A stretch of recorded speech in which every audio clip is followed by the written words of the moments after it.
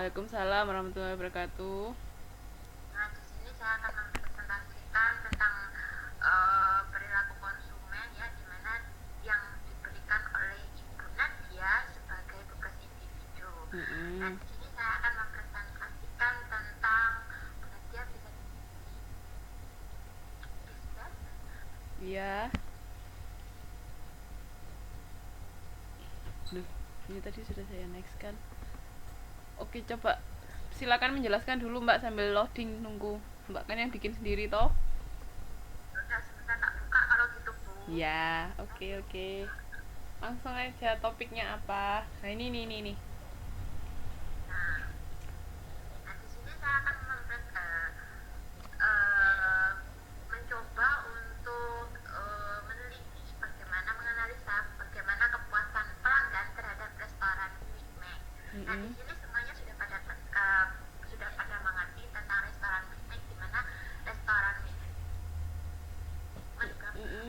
apa namanya sudah terkenal dengan makanannya, dan sekarang eh, semakin lama semakin kesini, kenapa untuk pelanggan-pelanggannya di sini kok semakin hari semakin menipis seperti itu, padahal dulunya di waktu tahun 2012 itu Mm-mm. pelanggannya sampai sesak-sesak ya, Oh, seperti itu. Dan sekarang berkurang. ya sekarang udah mulai berkurang, dan sekarang restoran Mikmek ini mulai ditambah dengan adanya baju-baju seperti itu, adanya apa namanya tempat pembelian baju seperti baju sepatu seperti itulah, aksesoris, nah seperti itu. Itu di Thailand tak, Mbak?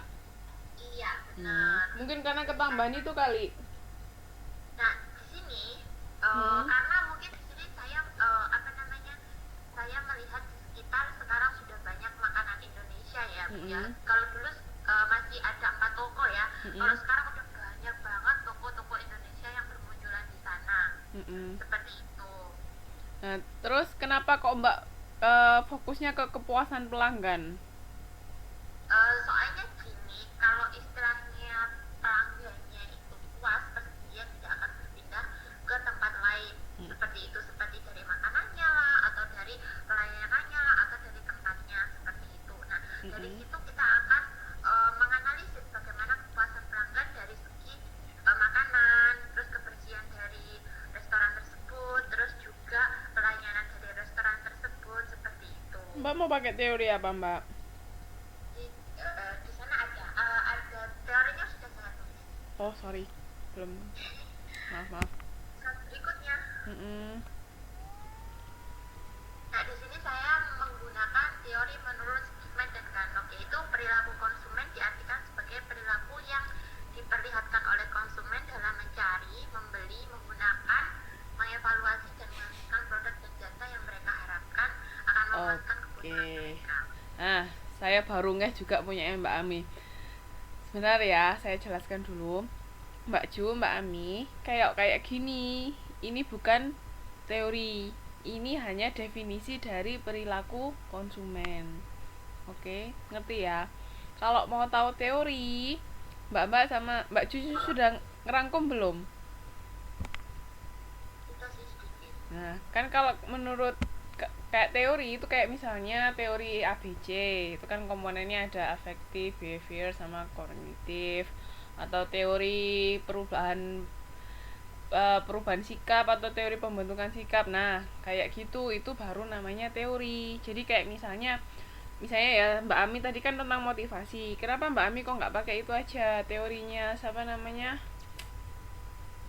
Tunggu, kok mendadak lupa namanya? Yang ada 5 motivasi manusia itu loh, siapa? Maslow, teori hierarki Maslow. Nah, itu kan itu baru teori Mbak kayak gitu. Jadi kan menurut Maslow, motivasi orang itu ada 5 untuk memenuhi kebutuhan dasar, memenuhi apa. Nah, itu baru namanya teori.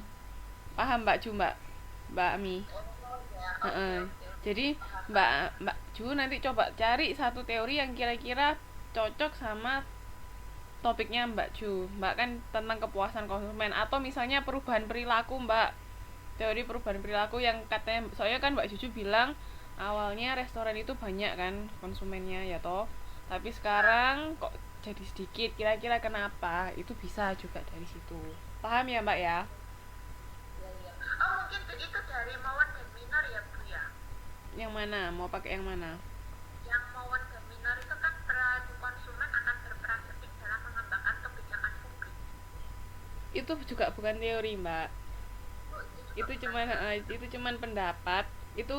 Itu sih kalau kayak gitu itu nanti bisa untuk menjelaskan atau mendukung argumennya Mbak, itu boleh. Jadi misalnya Mbak punya argumen apa dan itu didukung dengan argumennya mawon sama minor, itu boleh kayak gitu. Itu cuman tapi ketika menulis karya ilmiah. Tapi kalau untuk analisis, pilih teori itu lebih baik. Jadi pakai teori apa yang bisa menjelaskan fenomena yang ada. Jadi kan teori itu kan penjelasan dari suatu fenomena kan. Kenapa kok sampai ada teori? Karena dulu orang-orang yang bikin teori ini, misalnya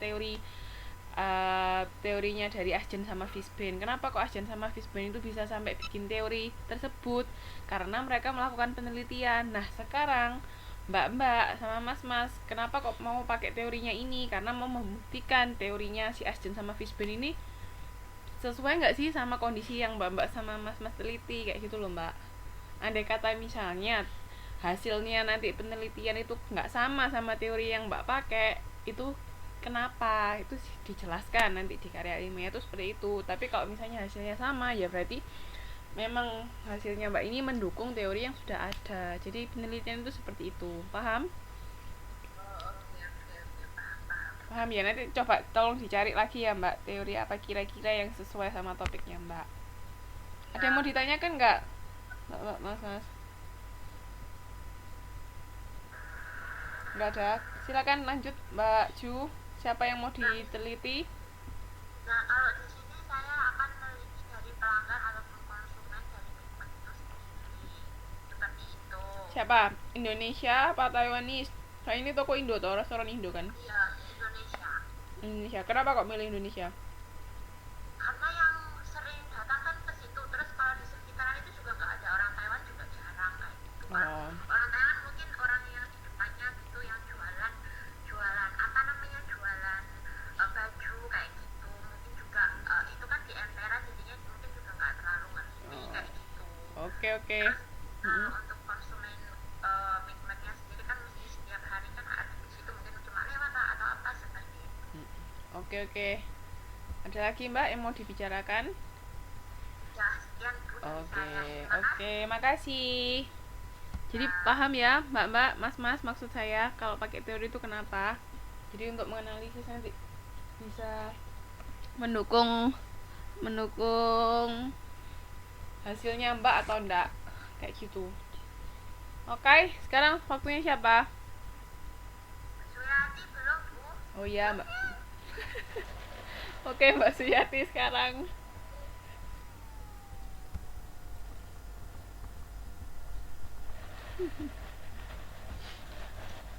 Ayo Mbak Suyati.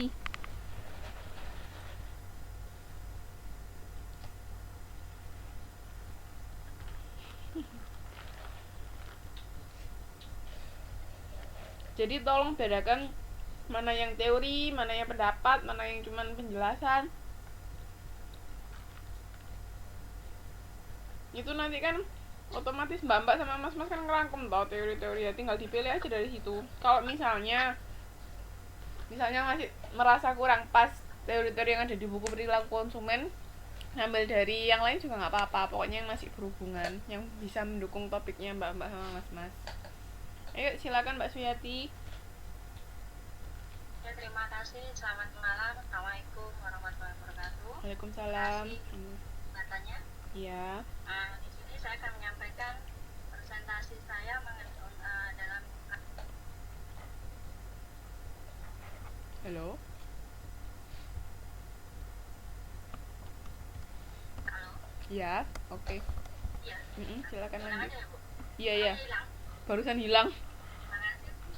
Baik, di sini saya akan menyampaikan presentasi karya ilmiah saya tentang pengaruh merek terhadap konsumen. Mungkin saya di sini lupa menuliskan tentang apa yang saya analisis, tapi di sini saya boleh menjelaskan sedikit. Iya, silakan. Bahwa yang akan saya sampaikan adalah tentang apa yang saya mengerti, yaitu tentang bisnis online, jadi tentang baju